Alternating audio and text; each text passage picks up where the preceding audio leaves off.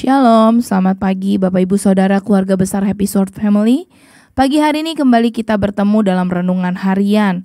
Hari ini saya membawakan satu tema dengan judul Kebangkitannya Mengubahkan Aku. Kebangkitannya mengubahkan aku.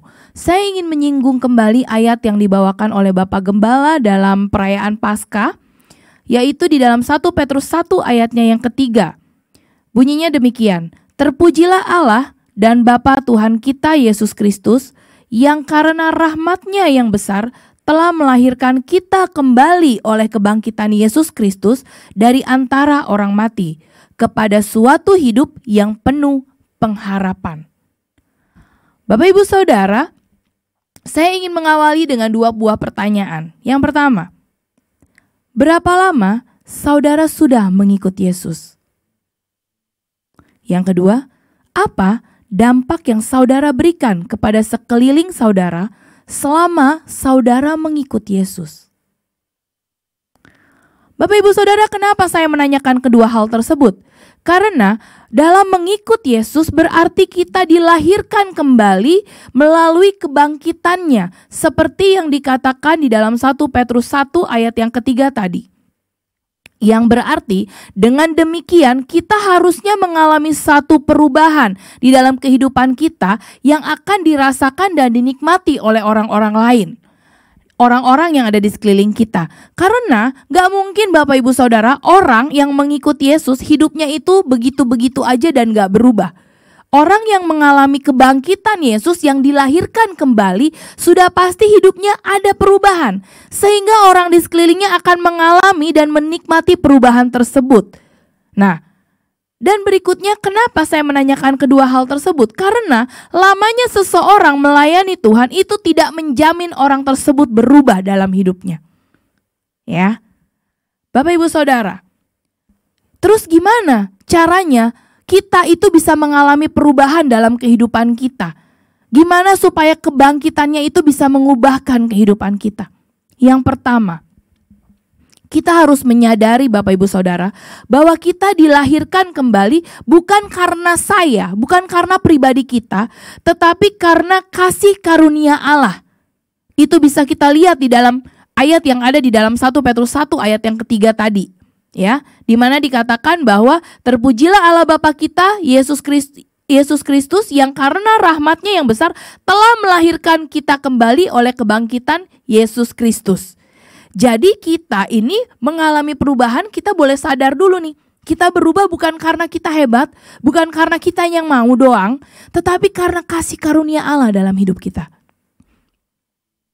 Yang kedua, dengan mematikan segala keinginan daging kita dan menguburkan dosa-dosa kita.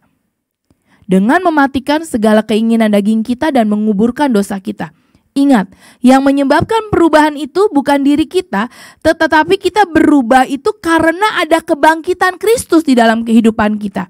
Kristus yang sudah mati, kemudian dia bangkit, dan kebangkitannya lah itu yang harus kita alami sehingga kita berubah. Kita pun harus menguburkan dan mematikan keinginan daging kita, menguburkan segala dosa-dosa kita untuk kita bangkit dan mengalami perubahan bersama dengan Yesus.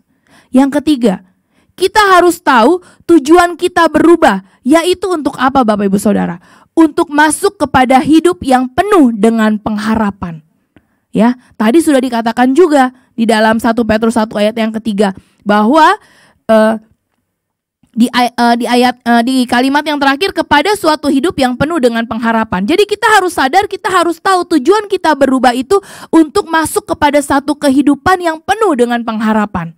Sehingga itu yang menjadi kita tahu, oh saya kalau udah ngalamin kebangkitan Yesus berarti saya harus berubah nih. Gak boleh cuman gini-gini aja. Karena saya harus bisa bawa dampak buat orang-orang yang ada di sekeliling saya. Ya, dan itu karena kasih karunia ya, bukan karena kehebatan kita. Dan perubahan yang kita alami itu gak mungkin sesuatu itu kayak ngebalikin telapak tangan ya Bapak Ibu Saudara, instan gak. Tetapi itu ada satu proses, ada satu effort yang harus kita lakukan supaya perubahan itu hasilnya tuh nyata. Makanya kenapa orang yang ada Kristus, mengalami kebangkitan Kristus di dalam hidupnya, dia gak akan sembarangan hidupnya Bapak Ibu Saudara. Hidupnya itu gak akan bingung, gak gampang nyerah, gak gampang bosen, gak bentar-bentar kalau lagi melayani, aduh saya udah gak mau pelayanan lagi, terus uring-uringan, gak ngerti tujuan hidupnya, gak pernah begitu.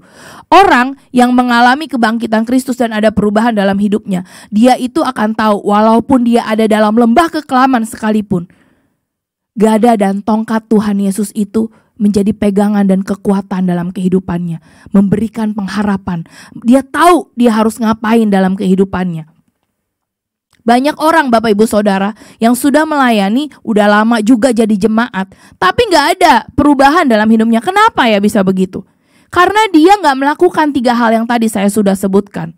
Dan dia juga gak mengalami kebangkitan itu di dalam kehidupannya. Dia cuma tahu kalau jadi orang Kristen, udah lama jadi jemaat, kemudian nanti naik jabatannya nih jadi pelayan Tuhan.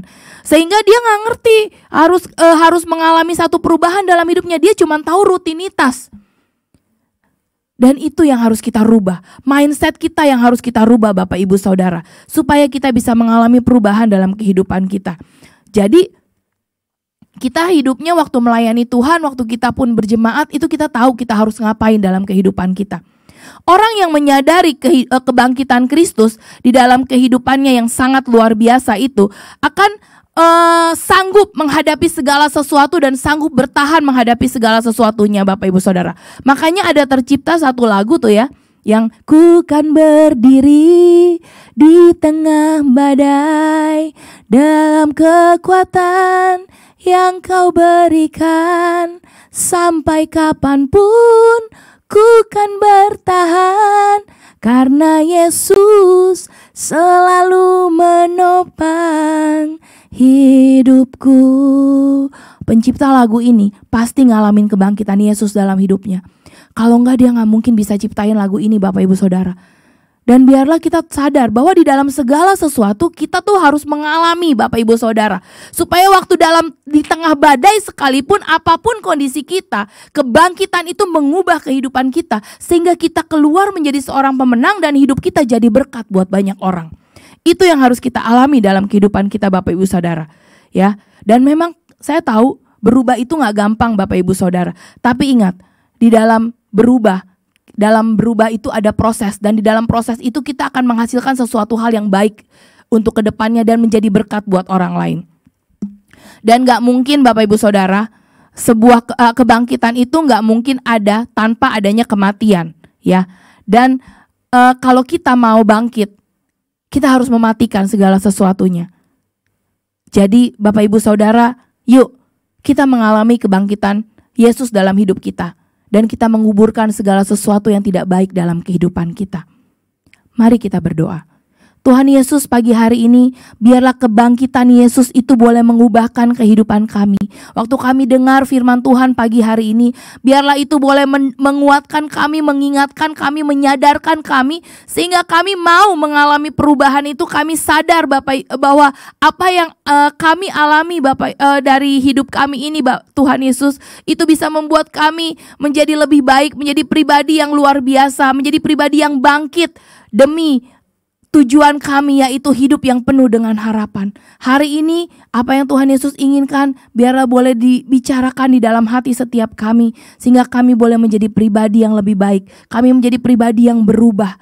Terima kasih Tuhan. Di dalam nama Yesus kami berdoa dan mengucap syukur. Haleluya. Amin. Tidak ada kebangkitan tanpa kematian. Tidak ada kemuliaan tanpa pengorbanan. Alami kebangkitan Yesus sehingga kita bisa berubah dan menjadi berkat bagi orang lain. Selamat pagi, Tuhan Yesus memberkati.